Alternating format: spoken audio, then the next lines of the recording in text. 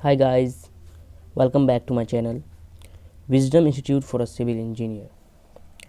आज हम लोग बहुत ही इम्पोर्टेंट टॉपिक के बारे में डिस्कशन करने जा रहे हैं, जो है acceptance criteria of cube. YouTube पे आपको बहुत सारा वीडियो मिल जाएगा एक्सेप्टेंस क्राइटेरिया ऑफ क्यूब से रिलेटेड।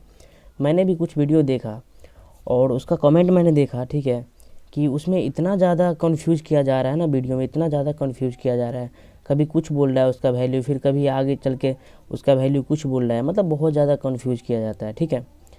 तो आइए ये वीडियो मैं लाया हूँ और इस वीडियो में मैं आपको दिखाऊंगा क्या IS कोड से प्रूफ करके, ठीक है। जो IS कोड में मेरा लिखा हुआ है ना, वहाँ से आपको प्रूफ करके मैं यहाँ दिखाऊँगा और IS कोड से ही मैं ये तीनों वैल्यू लिया हूँ, जो मेरा अमेंडमेंट नंबर 4 जो आया है ना, उससे। और उम्मीद करता हूँ दोस्तों, अगर आप ये पूरा वीडियो देखेंगे ना, तो आपको फिर दोबारा एक्सेप्टेंस क्राइटेरिया ऑफ क्यूब से रिलेटेड वीडियो देखने की कोई आवश्यकता नहीं पड़ने वाली, ठीक है। तो आइए देखते हैं क्या।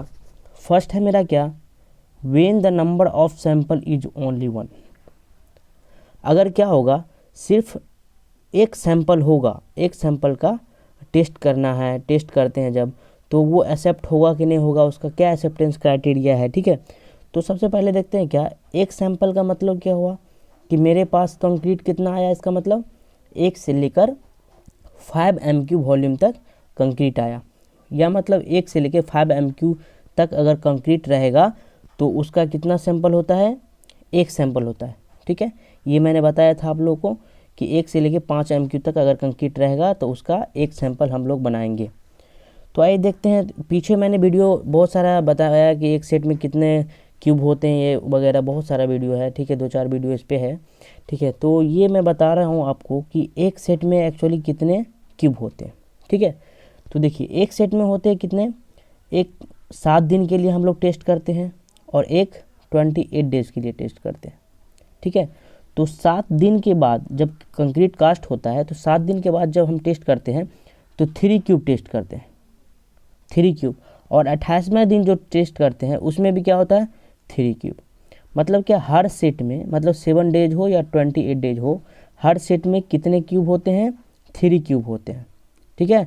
और एक सैंपल में कितने सेट हो सकते हैं, 7 दिन का भी हो सकता है, 28 दिन का भी हो सकता है और 14 दिन का भी हो सकता है। अगर 14 दिन पे भी टेस्ट करना है तो फिर उसमें भी 3 क्यूब हो जाएगा। तो एक सैंपल में टोटल कितने क्यूब हो जाएंगे, 9 क्यूब हो जाएगा। अगर सिर्फ 7 और 28 दिन के लिए चेक करने के लिए बोलेंगे तो कितना होगा, 6 क्यूब होगा। क्लियर। लेकिन IS कोड जो मेरा कहता है, तो IS कोड के हिसाब से क्या है कि हम लोगों को 3 दिन के लिए टेस्ट नहीं करना है। हम लोगों का सैंपल जो आएगा, एक सैंपल जो आया, वो सिर्फ क्या होगा, 28 डेज़ के लिए बोल रहा है कि 28 डेज में मेरा इतना कंप्रेसिव स्ट्रेंथ आना चाहिए। सिर्फ 28 डेज़ की बात करेगा। तो 28 डेज़ की बात कर रहा है, मतलब कितना क्यूब होगा, 3 क्यूब। तो यहाँ पे हम लोग बात करेंगे क्या, एक सैंपल में सिर्फ 3 क्यूब। 2 सैंपल रहेगा तो 6 क्यूब, 3 सैंपल रहेगा तो 9 क्यूब। क्योंकि हम लोग सिर्फ एक दिन टेस्ट करते हैं, 28 डेज पे सिर्फ टेस्ट करते हैं। IS कोड कहता है, ये मैं नहीं कहता, ठीक है। सिर्फ 28 डेज पे उसका कंप्रेसिव स्ट्रेंथ देखेंगे, इतना होना चाहिए। रिक्वायरमेंट क्या होता है, इतना होता है। तो देखते हैं क्या कि मान लीजिए एक सैंपल आया, तो minimum requirement of sample, requirement क्या होता है, FCK + 4 न्यूटन पर mm² होना चाहिए। FCK क्या है, characteristic compressive strength of concrete, ठीक है, FCK। तो इतना बोल रहा है कि मिनिमम मेरा कितना आना चाहिए, इतना वैल्यू आना चाहिए अगर एक सैंपल हम लोग ले रहे हैं। तो अगर 1 से लेके 5 MQ तक कंक्रीट है, उसका एक सैंपल लेंगे तो उसका मिनिमम रिक्वायरमेंट क्या है, कैरेक्टरिस्टिक स्ट्रेंथ कितना आना चाहिए, FCK + 4। उसका कंप्रेसिव स्ट्रेंथ कितना आना चाहिए, FCK + 4 आना चाहिए। तो चलिए एक एग्जांपल लेते हैं क्या। मान लेते हैं जो कंक्रीट आया है, ठीक है, जिस कंक्रीट का हम लोग टेस्ट कर रहे हैं वो M30 है, ठीक है, M30 है। तो FCK + 4, FCK का मतलब क्या हुआ, कैरेक्टरिस्टिक स्ट्रेंथ। तो यहाँ पे क्या है, कैरेक्टरिस्टिक स्ट्रेंथ 30 है, तो 30 और +4, रिक्वायरमेंट क्या है, 34 न्यूटन पर mm²। आना कितना चाहिए, मिनिमम 34 न्यूटन पर mm²। अब देखते हैं क्या, एक सैंपल का जब मैंने टेस्ट किया, पहला सैंपल, एक सैंपल का जब मैंने टेस्ट किया तो इसमें 3 क्यूब थे, 3 क्यूब थे, ठीक है। 3 क्यूब का जो वैल्यू आएगा, ठीक है, 3 क्यूब का। मान लेते हैं पहले क्यूब का मैंने चेक किया तो x आया, दूसरे क्यूब का टेस्ट किया तो क्या आया, y आया, तीसरे क्यूब का क्या आया, z आया, मतलब कुछ कंप्रेसिव स्ट्रेंथ आया होगा, ठीक है। x आया, y आया, z आया, मान लिया मैंने। अब क्या होगा कि ये तीनों का जो मीन होगा, पहले का क्यूब का टेस्ट किया, दूसरे का किया, तीसरे का किया, अब ये तीनों का जो एवरेज होगा ना, एवरेज मतलब क्या, x plus y plus z divide by 3, ये जो वैल्यू होगा वो कितना होना चाहिए, 34 से कम नहीं होना चाहिए, 34 हो या 34 से ज़्यादा हो, ठीक है। अगर 34 से कम होगा तो वो एक्सेप्टेंस नहीं होगा, वो एक्सेप्टेबल नहीं होगा, ठीक है, वो कंक्रीट फेल कर जाएगा, उसे मुझे फिर से ब्रेक करके फिर से कास्टिंग करना पड़ेगा। अगर 34 या 34 से ज़्यादा आ रहा है, ठीक है, तो वो कंक्रीट क्या होगा, पास हो जाएगा। तो फर्स्ट सैंपल के लिए हम लोगों ने देखा क्या कि कितना रिक्वायरमेंट है, और जब एक सैंपल का मैं टेस्ट करूँगा तो कितना आ रहा है और कितना आना चाहिए। आना कितना चाहिए, M30 का कर रहे हैं तो 34 न्यूटन पर mm² आना चाहिए, लेकिन आया अगर 34 से कम तो कंक्रीट फेल है, अगर 34 या उससे ज़्यादा है तो कंक्रीट पास है। तो देखते हैं क्या IS कोड में ये कहाँ पे दिया हुआ है, ये मैं दिखाता हूँ आप लोग को। ये अमेंडमेंट नंबर 4 है मेरा, इसी में दिया हुआ है, ठीक है। इसमें देखिए, ये ऊपर वाला अभी नहीं देखते हैं, ठीक है, ये ऊपर वाला अभी नहीं देखते हैं, इसको मैं अभी समझा रहा हूँ, मैं आपको पूरा समझाऊंगा।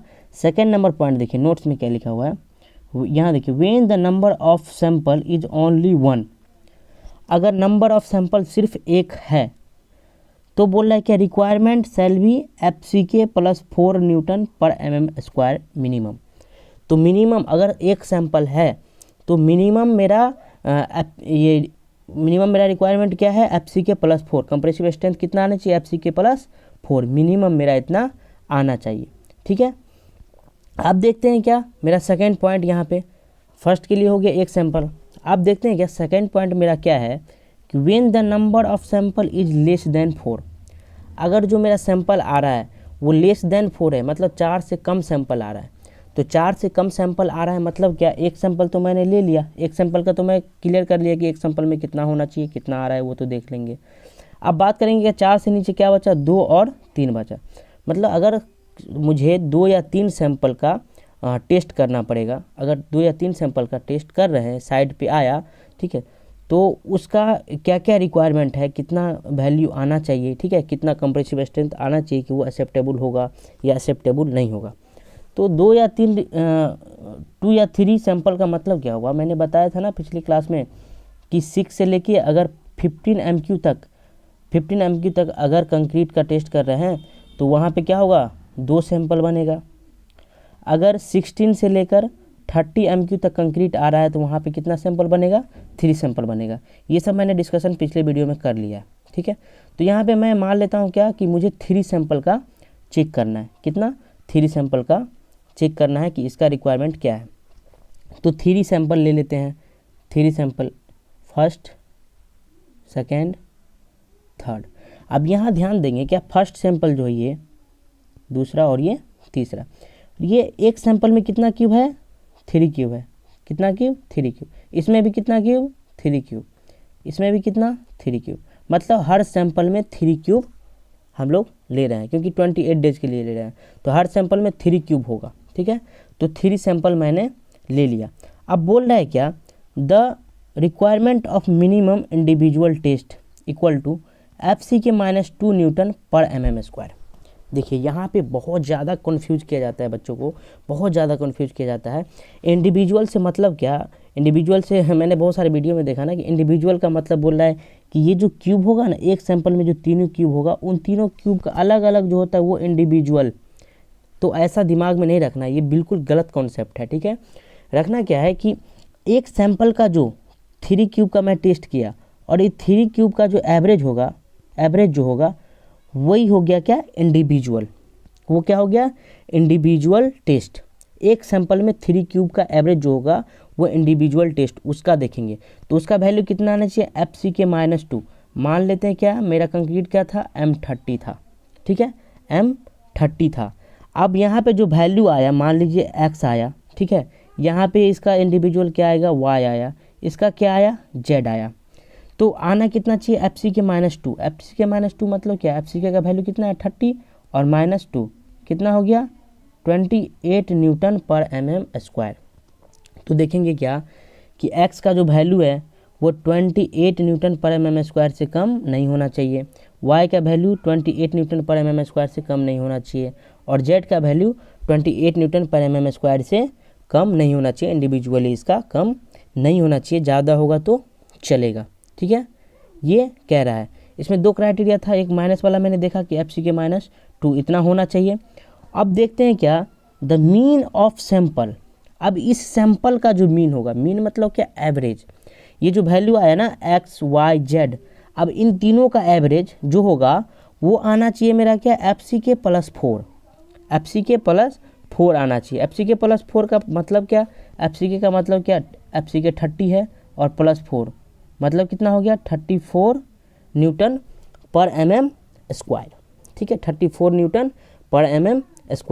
तो बोला इस सैंपल का जो मीन होगा, तो x और y और z का जो मीन होगा, x y z का मीन क्या होगा x + y + z divide by क्या होगा 3 होगा। इसका जो वैल्यू आएगा, इसका वैल्यू मान लेते हैं क्या a आया, इसका जो वैल्यू आया a, ठीक है, वो कितना होना चाहिए 34 से कम नहीं होना चाहिए, 34 न्यूटन पर mm² से कम नहीं होना चाहिए। 34 न्यूटन पर mm² से ऊपर रहेगा तो चलेगा। ठीक है, 34 से नीचे नहीं होना चाहिए। तो मैंने देखा क्या एक सैंपल में कितने क्यूब 3 क्यूब। इंडिविजुअल का मतलब क्या होगा एक एक क्यूब नहीं, एक सैंपल का जो 3 क्यूब होगा ना, उन तीनों क्यूब का जो वैल्यू आएगा एवरेज वैल्यू वो हो गया क्या इंडिविजुअल टेस्ट FCK -2 जो देखा, और इन तीनों सैंपल का जो वैल्यू आया उसका फिर मीन निकालेंगे तो वो कितना आना चाहिए FCK +4 आना चाहिए। ठीक है, तो आइए देखते हैं कि हम लोग IS कोड में कि ये कहाँ पे दिया हुआ है। देखिए IS कोड में कहाँ दिया है ये, देखिए 4 as per the frequency of sampling given the mean of the test result all the such sample shall be FCK +4। FCK +4 जो एवरेज होगा वो होगा। ठीक है, वो जो मैं निकाला सारे सैंपल का जो एवरेज निकाला, फिर उसका एवरेज जो निकालूंगा वो FCK +4 होगा minimum. And the requirement of minimum individual test, minimum individual test कितना होना चाहिए शैल बी FCK -2 न्यूटन पर mm²। यहाँ लिखा हुआ ना FCK -2 न्यूटन पर mm²। तो ये IS कोड में लिखा हुआ है, ये मैंने नहीं लिखा, और इसी पे मैंने आपको डिस्कशन करके दिखाया कैसे क्या हो। अब इसको कुछ समझते हैं। यहाँ पे ये जो दिया हुआ ये डाटा, ये एक्चुअली क्या है, यहाँ पे एक वर्ड है क्या स्टैंडर्ड डेविएशन। स्टैंडर्ड डेविएशन क्या है हम लोग खुद से भी फाइंड कर सकते हैं, लेकिन बोल रहा है क्या कि स्टैंडर्ड डेविएशन के लिए, स्टैंडर्ड डेविएशन फाइंड करने के लिए हम लोग को क्या चाहिए 30 सैंपल चाहिए। 30 सैंपल का यूज करके हम लोग क्या करेंगे स्टैंडर्ड डेविएशन निकालेंगे, तो बहुत लंबा हो जाता है। तो 30 सैंपल का मतलब क्या हुआ, एक सैंपल में 3 क्यूब, तो 30 सैंपल में कितना क्यूब होगा 90 क्यूब। तो साइड पे क्या होता है, अब कंक्रीट आया तो 90 क्यूब स्टैंडर्ड डेविएशन निकालने के लिए 90 क्यूब बनाना क्या होता है पॉसिबल नहीं होता है। 90 क्यूब बनाओ फिर उसका टेस्ट करूँ तो पॉसिबल नहीं होता। इसलिए क्या किया IS कोड ही जो है ना, ये मुझे स्टैंडर्ड डेविएशन का कुछ वैल्यू दे दिया है। ठीक है, ये वैल्यू दे दिया कि आप यहाँ से ये वैल्यू ले सकते हैं किस कंक्रीट के लिए देख रहे हैं। तो M10 से M15 के लिए स्टैंडर्ड डेविएशन का वैल्यू 3.5 आया, और M20 से M25 के लिए स्टैंडर्ड डेविएशन का वैल्यू 4 आया, और M30 से M60 तक का स्टैंडर्ड डेविएशन का वैल्यू कितना आया 5 आया। ये जो है ना अमेंडमेंट नंबर 4 है न्यू वाला 2013 में जो आया है। इससे पहले जो पुराना आया था उसमें सिर्फ 50 तक दिया हुआ था। ठीक है, M50 तक स्टैंडर्ड डेविएशन का वैल्यू दिया हुआ था। आइए दिखाते हैं, ये है ना ये पुराना वाला है, तो इसमें क्या है M50 तक ही स्टैंडर्ड डेविएशन का वैल्यू दिया हुआ था। ठीक है, और नए वाले में M60 तक इंक्रीज कर दिया है। तो अब ये जो फंडा है ना, ये मैं देख रहा हूँ क्या M15 एंड एबव, ये जो मैं अभी पूरा जो देख रहा हूँ ना M15 से नीचे वाले कंक्रीट के लिए नहीं देख रहा हूँ, M15 या उससे ऊपर वाले कंक्रीट के लिए देख रहा हूँ कि इसका क्या रिक्वायरमेंट होता है, एक्सेप्टेंस क्राइटेरिया क्या होता है। तो आइए ये तीनों चीज़ हम जो है ना तीनों अच्छे से समझते हैं, बहुत अच्छे से, और कुछ खास है नहीं, ये आप अगर एक बार अच्छे से देखेंगे तो क्लियर हो जाएगा। अब देखते हैं तीसरा क्या है, mean of group of 4 non overlapping conjugative. Mean मतलब एवरेज, ग्रुप ऑफ 4 मतलब 4 का ग्रुप रहेगा, non overlapping conjugative result, conjugative मतलब लगातार होता है, एक के बाद दूसरा, दूसरे के बाद तीसरा, ये नहीं कि एक के बाद चौथा, चौथा के बाद 10वां, ये नहीं होता है। कंजुगेटिव का मतलब लगातार, एक के बाद दूसरा, दूसरे के बाद तीसरा। नॉन ओवरलैपिंग का मतलब क्या होता है, उस पर ओवरलैप नहीं होना चाहिए। तो आइए मैं कुछ समझाता हूँ आपको। सपोज दैट क्या साइड पे 10 क्यूब आया, 1 2 3 4 5 6 7 8 9 10, ये 10 क्यूब आया, ठीक है।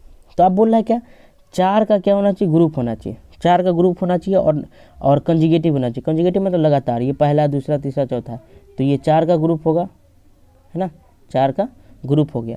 फिर अगला 4 का ग्रुप होगा, ये 4 का ग्रुप हो गया। तो 4 का ग्रुप लेके हम लोग बनाएंगे। कंजुगेटिव मतलब लगातार, देखिए इसके बाद ये आया, इसके बाद ये आया, इसके बाद ये आया, ठीक है, इसके बाद ये लगातार लेते, ये नहीं कि इस पहले ये लेंगे, फिर ये लेंगे, फिर ये लेंगे, इस तरह से हम लोग नहीं करेंगे, ठीक है। तो अब नॉन ओवरलैपिंग, नॉन ओवरलैपिंग का मतलब क्या होगा, देखिए यहाँ पे अभी एक दूसरे से लैपिंग कोई नहीं है, मतलब दोनों में कोई कॉमन नहीं है। अब यहाँ पे देखिए ये पहला है, दूसरा, तीसरा, चौथा है। अब फिर यहाँ से चौथा, पाँचवा, छठा, सातवां ये ले लेंगे, तो ये फिर 4 हो गए, 1 2 3 4। लेकिन क्या हो गया, ये कॉमन आ गया ना, चौथा वाला जो कॉमन दोनों में आ गया, तो वो क्या हो गया, ओवरलैप हो गया। तो मुझे क्या लेना है, नॉन ओवर लैपिंग लेना है 4 सैंपल ऑफ ग्रुप का, ठीक है, 4 सैंपल ऑफ ग्रुप का लेना है। तो देखते हैं क्या कि बोल रहा है mean of 4 group of non overlapping conjugative test result in Newton पर mm²। तो 4 सैंपल मैं लेता हूँ, 4 सैंपल का बोल रहा है ना, 4 सैंपल मैं लेता हूँ, और ये सब 4 सैंपल में कितना क्यूब होंगे, 3 क्यूब होंगे, ठीक है। अब देखते हैं क्या इंडिविजुअल टेस्ट रिजल्ट पहले करते हैं। इंडिविजुअल टेस्ट रिजल्ट अगर पास हो गया तो हम क्या करेंगे, नेक्स्ट देखेंगे ये सब, ठीक है। अगर इसी में पास नहीं हुआ तो फिर बहुत दिक्कत होने वाला।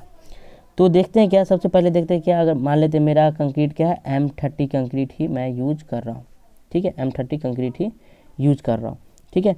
तो मेरा इंडिविजुअल टेस्ट रिजल्ट क्या आना चाहिए, FCK -3, ठीक है। तो FCK क्या है, 30 -3 का मतलब कितना आना चाहिए, 27 न्यूटन पर mm² आना चाहिए, ठीक है, 27 न्यूटन पर mm² आना चाहिए। तो मान लेते हैं first sample, second, third, fourth, इस सब में 3 क्यूब होगा, 3 क्यूब, फिर इसमें भी 3 क्यूब, ठीक है, इसमें भी 3 क्यूब, ये भी 3 क्यूब, ठीक है ना। तो इन सब का क्या होगा, 3 क्यूब का एवरेज निकालेंगे, ठीक है, एवरेज निकालेंगे, ठीक है। तो मान लेते हैं क्या, A आया, इसका B आया, इसका C आया, इसका D आया, मतलब सब में क्या होगा, 3 का क्यूब निकाल लेंगे, ये एवरेज निकाल लेंगे, ठीक है, फर्स्ट सैंपल का, सेकंड सैंपल का, थर्ड सैंपल का, फोर्थ सैंपल का। और इंडिविजुअल का मतलब मैंने पीछे भी, इससे पहले भी बताया ना आपको कि इंडिविजुअल का मतलब क्या होता है कि एक सैंपल का जो एवरेज होता है वो, एक सैंपल का जो एवरेज होता है वो। तो यहाँ पे A जो आया, एक सैंपल में 3 क्यूब का टेस्ट किया, उसका एवरेज निकाले तो वैल्यू क्या है, A न्यूटन पर mm²। ए मान लीजिए कुछ वैल्यू होगा, ठीक है। तो अब इंडिविजुअल मुझे कितना आना चाहिए, A का वैल्यू 27 न्यूटन पर mm² आना चाहिए। तो यहाँ देखेंगे A का वैल्यू कितना आना चाहिए, 27 न्यूटन पर mm² आना चाहिए, या उससे कम आए, उससे कम नहीं आए, 27 न्यूटन पर mm² आए या उससे ज़्यादा आए। उससे अगर कम आएगा तो वो फेल हो गया, वो यूज नहीं करेंगे उसका, ठीक है।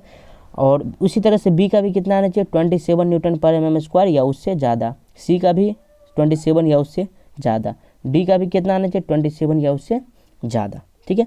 तो ये हो गया इंडिविजुअल टेस्ट, एक सैंपल का, एक सैंपल में 3 क्यूब है, उन 3 क्यूब का क्या होगा, एवरेज निकालेंगे, जो वैल्यू आया वो इंडिविजुअल टेस्ट है, वो इतना आना चाहिए।